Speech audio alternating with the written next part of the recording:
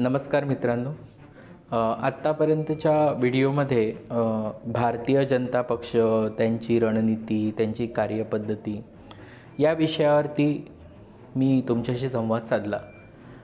आजचा विषय आहे काँग्रेसची घसरगुंडी.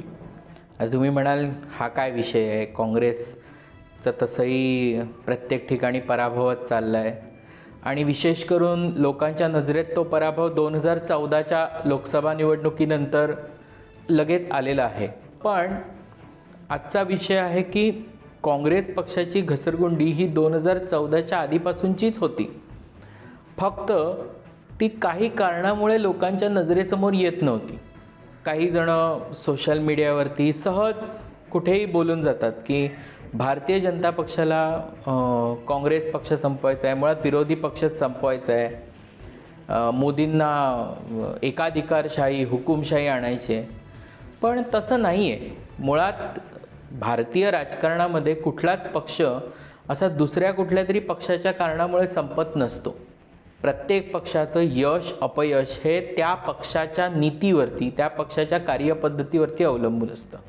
आता थोडा काँग्रेस पक्षाची सुरुवात जर बघितली तर स्वातंत्र्याच्या आंदोलनामध्ये समाजातील सर्व घटकं एकत्र आली होती आणि त्यांच्या माध्यमातून इंग्रजांच्या विरोधात लढण्यासाठी एक राष्ट्रीय सभा उभी राहिली आणि त्या राष्ट्रीय सभेचीच पुढे स्वातंत्र्यानंतर राष्ट्रीय काँग्रेस म्हटली गेली. आता सगळ्या विचारधारेची लोक एकत्र होती. ती कधीकधी काही वैयक्तिक कारणामुळे किंवा राजनैतिक कारणामुळे काँग्रेसपासून वेगळी झाली, त्यांचे उद्देश वेगळे होते, किंवा कधीकधी काँग्रेसकडून ज्या अपेक्षा आहेत त्या पूर्ण न झाल्यामुळे ते काँग्रेसपासून वेगळे झाले. उदाहरण द्यायचं तर श्यामाप्रसाद मुखर्जी, ते सुद्धा पंडित नेहरूंच्या मंत्रिमंडळात सहभागी होते, पण नेहरूंची नीती श्यामप्रसाद मुखर्जींना योग्य नाही वाटली, राष्ट्रहितेशी नाही वाटली, ते त्याच्यातून बाजूला झाले. असे खूप बडे नेते काँग्रेसपासून दूर झाले. स्वातंत्र्य लढ्याचा पॉलिटिकल ॲडव्हान्टेज हा काँग्रेसला मिळाला, पर्यायाने तो नेहरू गांधी कुटुंबाला मिळाला. नेहरू हे जवळजवळ 16 वर्ष देशाचे पंतप्रधान राहिले, पण त्यातही पहिले 5 वर्ष नेहरू हे निवडणुकीशिवायचे पंतप्रधान होते. ते सिलेक्टेड PM होते. 52 साली पहिली लोकसभा निवडणूक झाली, त्यात अर्थातच विरोधी पक्ष कमजोर होता, काँग्रेस एवढा सक्षम नव्हता, पंचायत ते पार्लमेंटपर्यंत काँग्रेस होती आणि त्याच्यामुळे काँग्रेसला सत्ता मिळाली. आता काही जणांचं मत असतं की मोदी 3 वेळा निवडून आलेत, पण मोदींना काय 40% मतं मिळाली, म्हणजे 60% लोकांनी मोदींच्या विरोधात मतदान केलं. पण आपण जर बघितलं तर देशाच्या पहिल्या सार्वत्रिक निवडणुकीत 1952 साली काँग्रेसला, नेहरूंच्या नेतृत्वातील काँग्रेसला फक्त 44% मतं मिळाली. म्हणजेच याचा अर्थ हा पण घ्यायचा का की 56% लोकांनी नेहरूंना नाकारलं? त्यामुळे जो निकष नरेंद्र मोदींना लागू केला जातो तोच निकष नेहरूंना सुद्धा लागू केला गेला पाहिजे. बरं, नेहरूंच्या नंतर काँग्रेसमधल्या बड्या नेत्यांना बाजूला करून पक्षाची आणि सरकारची धुरा इंदिरा गांधींनी सांभाळली. इंदिरा गांधींकडे सत्ता केंद्र म्हटलं गेलं आणि इंदिरा गांधींच्या पश्चात ते राजीव गांधींकडे गेलं. ह्या सगळ्या निवडणुकांमध्ये जर आपण बघितलं तर जेव्हा जेव्हा काँग्रेस पक्षाला यश मिळालंय ते प्रामुख्याने विरोधी पक्ष स्पर्धेमध्ये नसल्यामुळे मिळालं, विरोधी पक्ष तेवढा ताकदवर नसल्यामुळे मिळालं, आणि अजून एक गोष्ट होती ती म्हणजे कुठल्या ना कुठल्या निवडणुकीमध्ये देशात काहीतरी घडलं किंवा घडवून आणलं आणि त्याच्यामुळे काही सहानुभूतीची लाट ही काँग्रेस पक्षाच्या बाजूने आणि काँग्रेस पक्षाच्या त्या नेतृत्वाच्या बाजूने वळली गेली. 1971 साली बांगलादेशची निर्मिती झाली, ती लढाई भारताने जिंकली. आता खूप जण म्हणतात की लढाईमध्ये आपण जिंकलो, पण त्याच्यानंतर शिमल्याच्या करारामध्ये आपण हरलो, पण त्याच्याकडे टोळेजाग झाली आणि 1971च्या निवडणुकीत अगदी सगळी वृत्तपत्र इंदिरा गांधींची वाहवाही करत होती आणि ती निवडणूक पूर्णपणे इंदिरा गांधींच्या बाजूने गेली. 1984ला इंदिरा गांधींच्या हत्येनंतर सहानुभूतीची लाट पर्यायाने काँग्रेसला आणि राजीव गांधींना मिळाली आणि काँग्रेसचा मोठा विजय झाला. त्याच्यात 414 जागा वगैरे काँग्रेसच्या आल्या. 1991 साली ऐन निवडणुकीच्या काळात राजीव गांधींची हत्या झाली. आता बरं, त्यावेळची लोकशाही इतकी व्यवस्थित होती, निवडणूक आयोग इतका निष्पक्ष होता की नियम असा आहे की समजा निवडणूक काळात एखाद्या उमेदवाराचं निधन झालं तर फक्त त्या लोकसभा क्षेत्रापुरती निवडणूक स्थगित होते. इथे उर्वरित सगळी निवडणूक स्थगित केली गेली 1991ला. काँग्रेस पक्षाला राजीव गांधींच्या प्रती सहानुभूती मिळवण्याची पूर्ण संधी दिली आणि त्याच्यानंतर उरलेल्या ठिकाणी निवडणूक घेतली आणि 1991च्या निवडणुकीत राजीव गांधींच्या निधनानंतरची सहानुभूती काँग्रेसला मिळाली आणि त्यात 1991ला काँग्रेसचं सरकार आलं. आता ही पार्श्वभूमी सांगायचं कारण हे की भारतीय जनता पक्षाला काही असा आयता पॉलिटिकल ॲडव्हान्टेज मिळाला नाही. भाजपची सुरुवात ही शून्यापासून झाली, म्हणतात ना स्टार्टिंग फ्रॉम द स्क्रॅच. तसं जेव्हा विरोधी पक्ष मजबूत हळूहळू होत गेला, मग त्याच्यात जनता दल असेल किंवा अन्य पक्ष असतील, तेव्हा जर 1984ला काँग्रेसला 414 जागा मिळाल्या, त्याच्यानंतर 10 लोकसभेच्या निवडणुका झाल्या. त्या 10 लोकसभेच्या निवडणुकांमधला काँग्रेसचा बेस्ट परफॉर्मन्स हा 1991 साली होता 232 जागांचा. आता माझ्या मते मोदींना त्यांच्या तिसऱ्या टर्ममध्ये मिळालेल्या 240 जागा या 232पेक्षा नक्कीच जास्त आहेत. त्यामुळे काँग्रेसच्या मागच्या 10 लोकसभा निवडणुकांमध्ये हायेस्ट जागा जेवढ्या मिळाल्या तेवढ्या जागा मोदींनी सलग तिसऱ्या निवडणुकीमध्ये मिळवलेल्या आहेत आणि तेही कामाच्या जीवावरती. काँग्रेसला 1991ला ज्या जागा मिळाल्या त्या राजीव गांधींच्या निधनानंतरच्या सहानुभूतीच्या जीवावरती. हे झालं लोकसभेचं. आता विधानसभेच्या चित्राकडे आपण बघूया. तुमच्या लक्षात येईल काही राज्यातल्या विधानसभांमध्ये काँग्रेसचं शेवटचं सरकार किती पूर्वी आलेलं आहे, म्हणजे त्या राज्यातल्या लोकांनी काँग्रेसला कधीच हकललं आहे. पहिलं तामिळनाडू. तामिळनाडूमध्ये काँग्रेसचं शेवटचं सरकार हे 1967 साली आलं. म्हणजे 1967 नंतर काँग्रेसला तिकडच्या लोकांनी उभंच नाही केलं. आता तेव्हा भारतीय जनता पार्टी नव्हतं. आजही तामिळनाडूमध्ये भाजप फार ताकदवर आहे अशातला भाग नाही. मोदी नव्हते, अमित शहा नव्हते, तरीसुद्धा काँग्रेसचा पराभव तिकडे झाला. बंगालमध्ये शेवटचं काँग्रेसचं सरकार 1977 साली आलं. बंगालच्याच आपण म्हणू शकतो रिप्लिका असलेलं त्रिपुरा, त्या राज्यामध्ये शेवटचं काँग्रेसचं सरकार 1993मध्ये आलं. आता राजकीयदृष्ट्या महत्त्वाची राज्य बिहार आणि उत्तर प्रदेश. बिहारमध्ये काँग्रेसचं शेवटचं सरकार 1990मध्ये. उत्तर प्रदेशमध्ये काँग्रेसचं शेवटचं सरकार 1989मध्ये. म्हणजे आज जवळजवळ 20-25 वर्ष झाली तिकडे काँग्रेस मुख्यमंत्री नाही, सरकार नाही, काय नाही, मित्रपक्षांच्या जीवावर चाललं आहे तिकडे. ओडिसासारखं राज्य 2000 सालानंतर काँग्रेसचं सरकार नाही तिकडे. गुजरातसारख्या राज्यात 1995 नंतर काँग्रेसचा मुख्यमंत्री झालेला नाही. आता ही काही कुठली चिमुकली राज्य नाहीत, ही सगळी मोठी राज्य आहेत. या मोठ्या राज्यांच्या विधानसभांमध्ये काँग्रेसचं अस्तित्व नाही. आता हे असं का घडलं तर ह्याच्यावरती लोकसभेमध्येच तामिळनाडूतल्या एका नेत्याने एक वक्तव्य दिलं होतं की काँग्रेस का समाप्त होत आहे, कशी समाप्त होते त्याच्यावरती. आणि त्याचा उल्लेख स्वतः पंतप्रधान मोदींनी आपल्या 2018च्या अविश्वास प्रस्तावाच्या भाषणामध्ये केला होता. मी तीच वाक्य, त्या तामिळनाडूतल्या नेत्याचीच वाक्य जी लोकसभेमध्ये त्यांनी अर्थात इंग्रजीमध्ये भाषण केलं होतं, मी ते हिंदीमध्ये जो अनुवाद आहे तो तुमच्यापुढे मांडतोय. बघा ती वाक्य काय आहेत ते.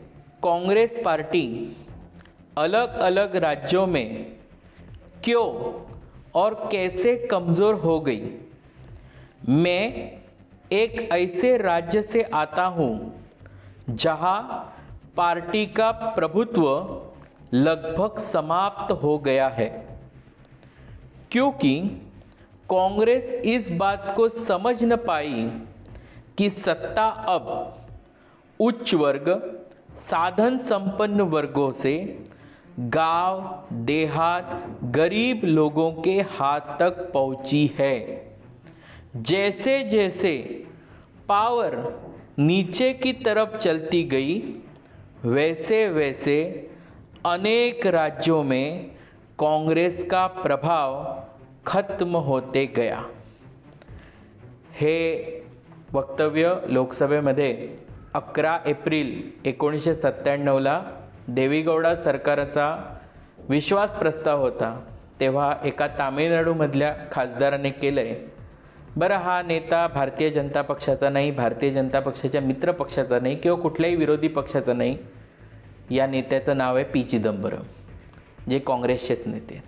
तर माझं असं म्हणणं आहे की काँग्रेसची घसरगुंडी काही मोदींमुळे झालेली नाही आहे, ती आधीपासून होती आहे। मग याची कारणं काय आहेत? तर मला जी कारणं डोळ्यासमोर वाटतात त्यातली म्हणजे महत्त्वाची काही कारणं अशी की पहिली गोष्ट, आज काँग्रेस पक्ष हा एका परिवाराच्या अधीन झालेला आहे। जरा काय झालं की काँग्रेसला ते फक्त नेहरू आणि गांधी कुटुंब याच्या पलीकडे काही दिसतच नाही। काँग्रेस पक्षाचा आत्मा हा राष्ट्रभक्ती होता, तिथून कुठेतरी तो आता दूर होत चाललेला आहे। आणि काही दिवसापूर्वी आपण बघितलं की देशाने एक इंटरनॅशनल लेवलवरती एक AI समिट केली, त्यामध्ये सुद्धा हे काँग्रेसचे लोक कपडे काढून गेले। बरं, ती काय भाजपची सभा नव्हती किंवा एखाद्या राजकीय पक्षाचा कार्यक्रम नव्हता की जिकडे तुम्ही विरोध कराल, तो देशाचा कार्यक्रम होता। आणि तुम्ही भाजपला विरोध करता करता भारत विरोधी झालात, तर हा विचार थोडा काँग्रेसच्या नेतृत्वाने केला पाहिजे। दुसरी गोष्ट, काँग्रेसकडे कार्यकर्ते आणि कार्यकर्त्यांसाठी कार्यक्रम नाही। त्यांचे जे काही मुद्दे असतात ते विदेशी टूलकिटवरती चालतात आणि ते मुद्दे लोकांचे नसतात। आता पिगाससवरून त्यांनी काहीतरी मध्ये रामायण केलं, ते हवेत गेलं, कोणी बघितलं पण नाही। आता असंच काहीतरी कुठलं तरी विदेशातून आर्टिकल येतं, कुठल्या तरी फाईल्स येतात, त्याच्यावरती रणकंदन करायचं, आंदोलन करायचं, संसदेचं कामकाज त्याच्यामध्ये गडबड करून टाकायची, आंदोलन करायचं। ह्याच्यावरती पक्ष नाही चालत, तुम्हाला संघटना उभी करायला लागते। मगाशी म्हटलं तसं भाजपने शून्यापासून सुरुवात केली, स्टार्ट फ्रॉम द स्क्रॅच। आजही करोडो कार्यकर्ते असे आहेत की ज्यांना काही अपेक्षा नाही आहे पक्षाकडून, पण ते पक्षासाठी काही ना काहीतरी योगदान देत असतात। लाखो कार्यकर्त्यांनी आपलं आयुष्य पूर्णपणे पक्षासाठी समर्पण केलं आहे। मग अशा गोष्टी काँग्रेस पक्षात का घडत नाहीत? आज काँग्रेसचं नीती निर्धारण काँग्रेसची लोक करतायत का, की कुठून तरी बाहेरून एजन्सीमधून आलेली लोक काँग्रेसची नीती ठरवत आहेत? ह्याचा विचार केला पाहिजे। उठसूट भारतीय जनता पक्षाला शिव्या देऊन, मोदींना शिव्या देऊन काँग्रेसचं भलं नाही होणार। कोणाला खरंच काँग्रेसचं भलं करायचं असेल त्यांनी त्यांच्या नेतृत्वाला समजवा की बाबा रे, तुम्ही जे करतायत ते चुकीचं करतायत। भारतीय जनता पक्ष किंवा नरेंद्र मोदींना यश मिळतं कारण की ते लोकांपर्यंत पोचलेत, ते घराघरात पोचलेत, त्यांच्या विभिन्न योजनांमधून पोचलेत। भले एखादा मतदार हा भाजपचा मतदार नसेल, भाजप विरोधी असेल, मोदी विरोधी असेल, पण त्याला काही ना काही असेल, त्याला प्रधानमंत्री गरीब अन्न योजनेमधून रेशन मिळत असेल, त्याला घरात शौचालय बांधून मिळालं असेल, त्याला मेडिकलसाठी आयुष्मान भारत योजनेचा लाभ मिळत असेल, काहीतरी त्याला मिळत असेल। आणि काँग्रेस घराघरात कशामुळे पोचली? एकतरी योजना मनमोहन सिंगांची दाखवा की ज्याच्यामुळे मनमोहन सिंग लोकांच्या घराघरात पोचले। काँग्रेस घराघरात कशामुळे पोचली? तर गांधी हत्येनंतर जे ब्राह्मणांचं हत्याकांड केलं त्याच्यातून काँग्रेस घराघरात पोचली। 1975ला आणीबाणी लादली, लोकांना जेलमध्ये टाकलं, नसबंद्या केल्या, त्याच्यातून काँग्रेस घराघरात पोचली। 1984 साली इंदिरा गांधींच्या हत्येनंतर शिखांचे दंगे झाले, त्याच्यातून काँग्रेस घराघरात पोचली। 1991 मध्ये काश्मीरी पंडितांना आपल्याच देशात निर्वासित राहायला लागलं, त्याच्यातून काँग्रेस घराघरात पोचली। काय आहे काय काँग्रेसकडे? काय मनमोहन सिंगाच्या काळात दर 6 महिन्यांनी कुठे ना कुठेतरी देशाच्या भागात बॉम्बस्फोट होत होते। कोणाचे तरी वडील, कोणाचा तरी भाऊ, कोणाचा तरी नवरा त्या बॉम्बस्फोटामध्ये मरत होता, त्याच्यातून काँग्रेस घराघरात पोचली। याचा विचार थोडा मोदींना विरोध करणारे आणि काँग्रेसची तळी उचलणाऱ्यांनी थोडा करावा आणि असे कार्यक्रम घ्यावे आणि ते कार्यक्रम देशहिताचे घ्यावे, समाजहिताचे घ्यावे आणि ते तडीस न्यावे. 370 कलम हटवायचा जेव्हा भाजपने मुद्दा घेतला तेव्हा भाजपच्या नजरेसमोर सत्ता दूर दूरवर नव्हती, पण 370 हटवणं देशासाठी गरजेचं आहे. तो मुद्दा लावून धरला आणि जेव्हा संधी मिळेल तेव्हा ते हटवून दाखवलं. अजून सांगायचं झालं तर हवं असेल तर बाबा रे, विरोधी पक्षात कसं काम करावं याचं ट्रेनिंग एकदा भाजपकडून घ्यावं काँग्रेसने, तेही गरजेचं आहे. त्यामुळे काँग्रेसची घसरगुंडी ही आधीही होत होती. मोदी आल्यानंतर ती घसरगुंडी म्हणजे अगदी घंटाळीत लागलेली आहे. आणि आता जर हे असंच चालू राहिलं, काँग्रेसचं नेतृत्व ह्याच्यातून जर शिकलं नाही, तर येत्या काळात काँग्रेस पक्षात मोठी फूट पडेल. काँग्रेस पूर्णपणे दुभंगली जाईल की काय, अशी परिस्थिती निर्माण होऊ शकते. आणि त्याचं आता लक्षणं दिसत आहेत. हे जे AI समिटमध्ये काँग्रेसच्या लोकांनी जे केलं त्याला विरोध आता काँग्रेसमधलेच लोक करत आहेत. त्याच्या विरोधात काँग्रेसमधलेच लोक, मार्गारेट अल्वा बोलल्या, हे आपण सगळ्यांनी बघितलेलं आहे. त्यामुळे काँग्रेसच्या घसरगुंडीला मोदी जबाबदार नाहीत, भाजपही जबाबदार नाहीत, काँग्रेसचं नेतृत्वच त्याला जबाबदार आहे. आणि काँग्रेसला जर अच्छे दिन आणायचे असतील तर त्यासाठी सुद्धा काँग्रेस नेतृत्वानेच प्रयत्न केले पाहिजेत. त्यासाठी दुसरा बाहेरचा कोणीही करणार नाही. भाजपने काँग्रेस पक्ष चालवण्याचा ठेका घेतलेला नाही. एवढंच आज इथे थांबतो. तुम्हाला व्हिडिओ आवडला असेल तर लाईक करा, शेअर करा, सबस्क्राईब करा. नमस्कार.